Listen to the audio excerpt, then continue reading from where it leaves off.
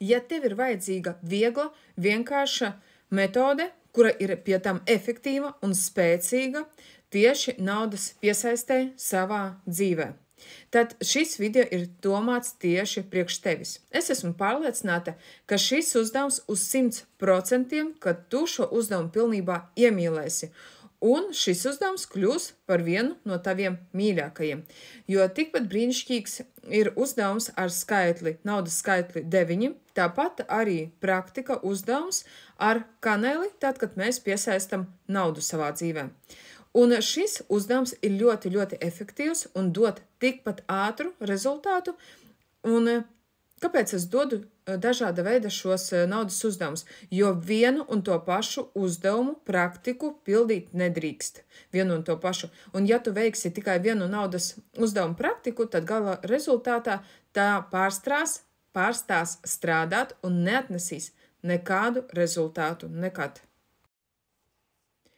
Uzdevumu vajag pildīt dažādus obligāti, jo vienu uzdevumu tu izpildīji, saņēmi naudu, caur dienu taisi nākamo naudas uzdevumu. Un atkal saņēmi naudu, tad atkal dienu izlaid un pildi citu uzdevumu un tā tālāk. Tas ir ļoti, ļoti obligāti. Pēc tam, pēc kāda laika atgriezies atkal pie pirmās naudas uzdevuma praktikas.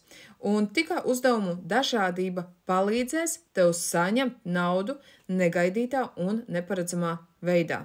Un šodienas uzdevums ir labs ar to, ka šeit vajadzēs tikai sarkanu markieri vai pildspalvu sarkanu vai flomasteri, un nekas cits vairs nav vajadzīgs. Uzdevumu pildam šādi. Ja tu esi labroci, tad pildi uzdevumu uz kreiso roku. Un, ja tu esi krēle, tad pildi uzdevumu uz labo roku. Ja tu esi piedzimusi krēle, bet laika gaitā tu esi pārmācīta rakstīt ar labo roku, tad tu īstenībā pēc dabas esi krēle. Un mēs ņemam sarkanu markieri vai pildspalvu, flomasteri un sākam pildīt šo uzdevumu.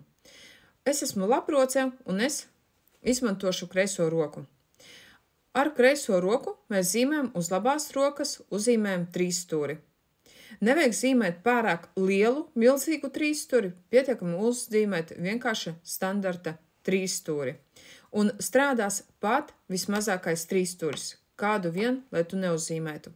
Un trīsstūra centrā uzreiz pēc tā, kā mēs uzzīmējam, uzzīmēts trīsstūris, un uzreiz mēs zīmējam šajā trīsstūrī iekšpusē plus zīmi. Un saki obligāti skaļi, nauda vairojas, nauda atnāk, lai notiek tā 27 uz 108 reizēm. Ja tev ir vajadzīga kaut kāda konkrēta naudas summa, kuru tu gribi iztērēt, piemēram, uz jaunu televizoru, jaunu leduskapi, jaunu dīvānu, varbūt uz jaunu kleitu, un tev nauda ir vajadzīga steidzīga un tieši tagad. Tad tu vari iedomāties konkrēto šo naudas summu.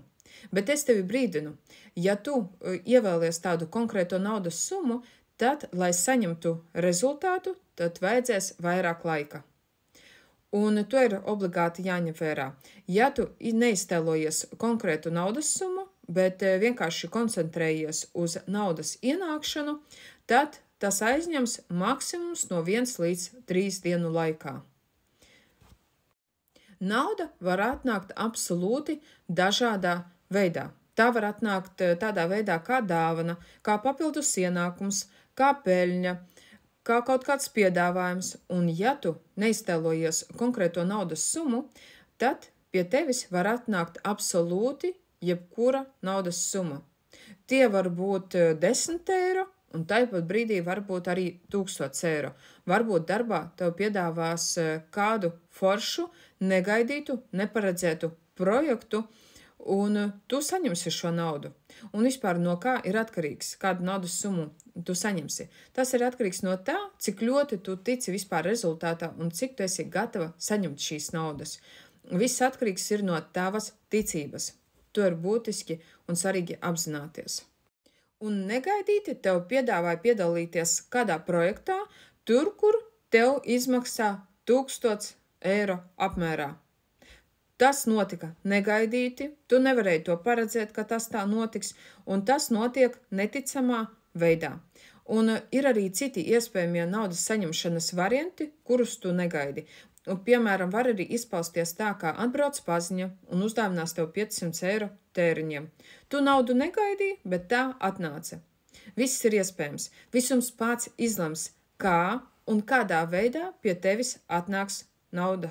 Viss atkarīgs tikai un vienīgi no tevis, cik ļoti tu tajā tici, un ja tici, ka var atnākt pie tevis lielas naudas summas, tad tā summa viegli ienāks tavā dzīvē.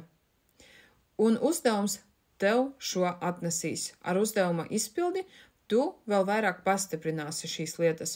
Ja tu tajā netici un tu vienmēr domāji un uzskatīji, ka nauda nevar tāpat vien pie tevis negaidītā veidā un tāpat vienkārši atnākt, un it īpaši lielos apmēros, nauda pie tevis atnāks minimālā apmērā. Viss atkarīgs tikai un vienīgi no tevis. Lai pastiprinātu šo naudas praktisko uzdevumu, obligāti raksti komentāros: nauda vairojas, nauda atnāk, lai notiek tā 27 uz 108 reizēm. Ja tu ievēlēsies konkrēto naudas summu, tāpat arī to norādi komentāros.